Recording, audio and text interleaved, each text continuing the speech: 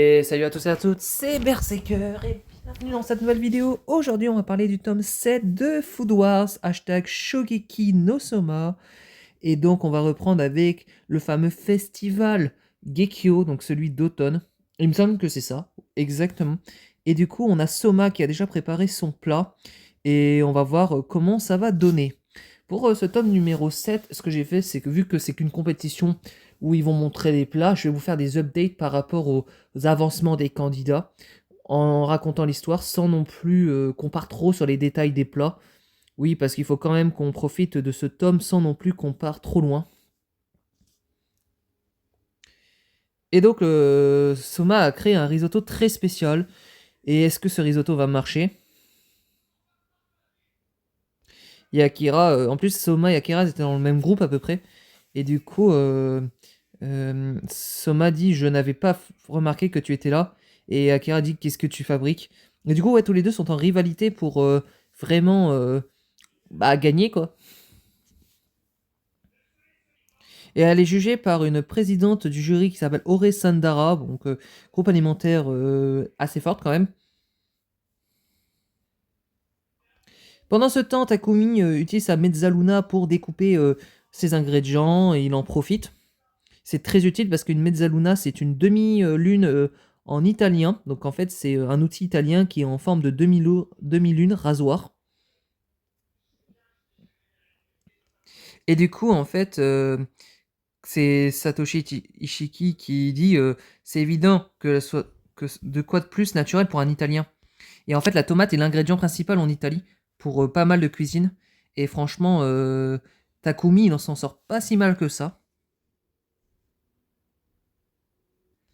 Pendant ce temps, les autres concurrents s'en sortent aussi. On a Alice avec son, on va dire, son équipement cryogénique pour permettre de faire de la cuisine. On a Isako Arato qui est très forte en médecine, plutôt en ingrédients médicinal. Pendant ce temps, nous avons notre amie la chinoise qui s'en sort très bien avec ses ingrédients. Et un peu plus tard dans l'histoire, nous avons Megumi qui est un peu sous-estimée par rapport aux autres parce que, en fait, comme c'est quelqu'un de très timide, très réservé, qui a du mal à se donner à fond, et bah en fait, elle se fait un peu sous-estimer. Et du coup, elle a préparé un énorme poisson, donc elle va pas du tout même la couper en façon Tsurushigiri, bah je sais pas du tout, mais franchement, pas mal, parce que oui, c'est vrai qu'elle est très experte dans ce qui est poisson, on va dire ça. Et du coup, le fait d'avoir fait cuire un poisson comme ça, c'est génial. Et du coup, Megumi euh, a imaginé que Soma lui tapait dans les mains, et du coup, pour lui donner du courage, et du coup, c'est ce qu'elle fait. Elle prend un instant pour elle pour faire en sorte de se donner du courage, et est-ce qu'elle va y arriver? Elle découpe le poisson façon, on va dire, un peu, bon, un peu classique, hein. Oui, elle découpe le poisson. Bon, je m'y connais pas non plus des masses en cuisine, hein. Du coup, elle découpe le poisson en fines lames, elle le met dans un sort d'appareil pour le suspendre, je sais même plus comment ça s'appelle, pour la cuisson, il me semble. Et donc l'explication de ce tour préliminaire, c'est que chaque candidat va passer avec leur plat, et en fait, ils vont devoir être notés de 1 à 100. Ça veut dire que la note maximale, c'est 100, et du coup 20 par chaque jury, vu qu'ils sont 5. Et en fait, les 4 premiers accèdent au prochain tour. C'est un sort de tournoi shonen à la cuisine. Et donc là, nous avons Isako qui s'occupe de tout ce qui est cuisine, médecine, etc. Médicinale, pardon. Et en fait, on a la meuf un peu sorcière qui la surveille, etc. Et qui va passer en premier pour son plat.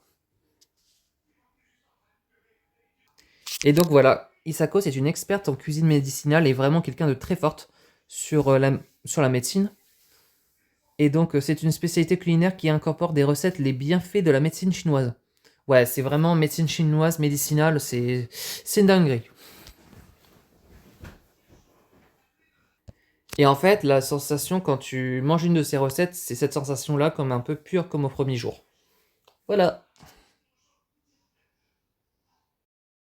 Et on part sur un flashback entre Rio et Alice. Donc Rio et Alice se connaissent depuis qu'ils sont petits. Rio tenait une cuisine en Europe. Et Alice, en fait, étudie en Europe. Et je crois que je sais même plus le pays. C'est Finlande? Norvège? Un truc du genre. Ouais, ses parents sont un peu scandinaves. Ouais, scandinaves. Et du coup, Alice dit à Rio que c'est un petit chiot mignon et que tu t'en rends pas compte de l'immensité des mondes des gourmets. Mais je peux te faire découvrir. Oui, parce qu'en fait, Alice voulait avoir une assistante ou un assistant comme Irina avec Isako. Du coup, c'est pour ça qu'elle a pris Rio. Si vous comprenez le délire. Et donc Alice dit, si tu viens avec moi, tu verras. Et donc voilà, franchement, génial. Ce flashback est super cool à faire. Oh, super cool à présenter aussi. Mais ça dure que 2 pages, 2-3 pages. C'est pour ça qu'on va passer à la cuisine de Rio qui nous a préparé un poisson, parce que oui, c'est un expert des poissons. Et voilà, c'est ce qu'on appelle une sorte de homard, c'est ça, un homard géant. Un homard est parfaitement dressé sans anormale marque de découpe. Et du coup, voilà, Rio, franchement, on a très bien fait, très bien profité, et a fait en sorte que le public soit comblé. Il obtient la note de 93 qui est franchement excellente, et qui fait que ça va être chaud pour lui de descendre en dessous des 4 premiers. Et du coup, oui, ce qu'ils ont pensé, c'est que Rio est quelqu'un de redoutable, et que ça va être vraiment quelqu'un d'impressionnant à vaincre. Et du coup, on continue avec bien évidemment les autres participantes qui se débrouillent bien. Je sais même plus le nom de celle-là. Ikumi. Elle s'appelle Ikumi. Oups, j'ai baillé. Mais bon, c'est pas grave. Et du coup, après, avec Ryoko, donc la maîtresse de la famille Sasaki, maîtresse de l'art de la fermentation, oui, elle est très forte. Ah, vous en faites pas, hein. Vous aurez pas des scènes comme cela. Ok. Et ensuite, nous avons Zenji qui a aussi marqué énormément de points. C'est exceptionnel. 88. Franchement, il se débrouille super bien.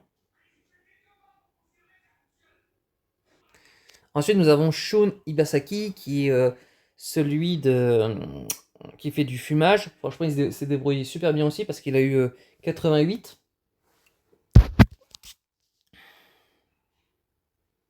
Ensuite, nous avons eu Akira, qui s'est super bien débrouillé. Je crois qu'il a eu aussi un énorme score. 95 ou 96, il me semble. Et après, pendant ce temps, bah, tous les participants arrivent à avoir le plus de points possible pour essayer de se qualifier.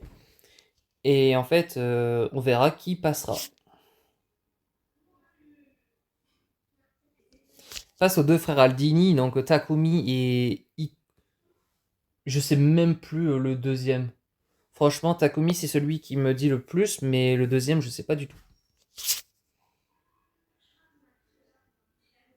Mais les frères Aldini ont fait une calzone.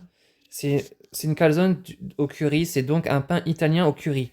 Waouh, franchement, avec mozzarella, salami, franchement, c'est quelque chose, hein.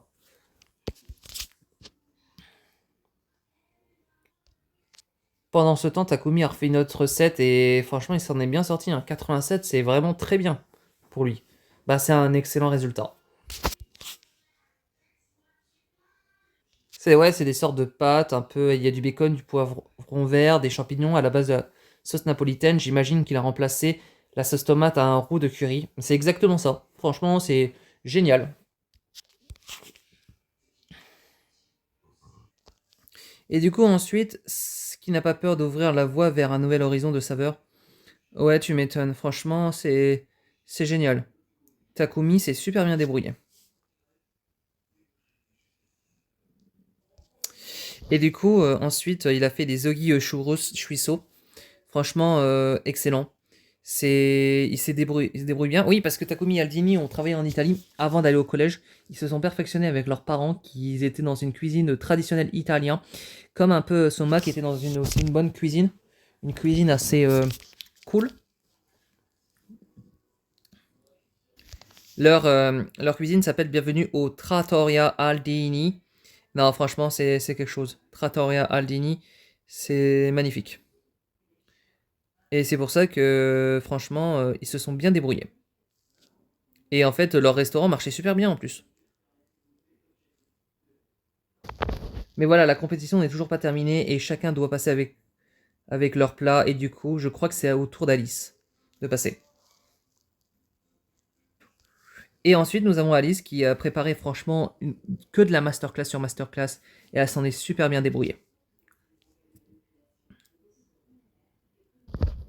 Et ensuite, nous avons notre amie Alice qui a bien évidemment préparé et fait un bon score. Un très bon résultat. 95, il me semble. C'est vraiment énorme pour une seconde. Et ensuite, c'est Megumi qui prépare sa recette. C'est un peu par rapport au poisson, c'est de la baudroie de d'obojiro au curry. Et franchement, non, Megumi, elle s'en est super bien sortie aussi. Et elle a réussi à faire un excellent score.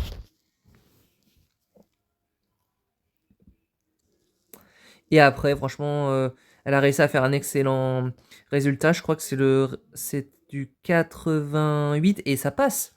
Ça passe pour être dans les 4 premiers. Et franchement, Megumi s'en est très bien sorti. Tado Koro.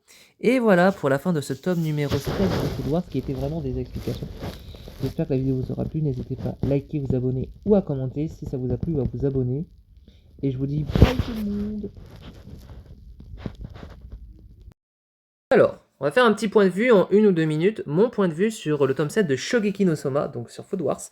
Alors, j'ai beaucoup aimé ce tome 7 parce qu'on part un peu plus sur la compétition sur le festival d'automne, on va dire ça, le festival Gekkyo.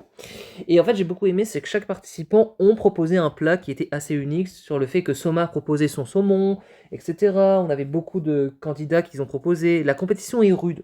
Et j'ai beaucoup aimé ce tome. J'avoue que le prochain, j'ai hâte. Et là, on va partir un peu sur du sérieux, sur du shogeki. Ça va se taper au couteau. Normalement, hein, au niveau des plats. Et voilà, vraiment positif. Je vous conseille ce tome. Franchement, il est exceptionnel.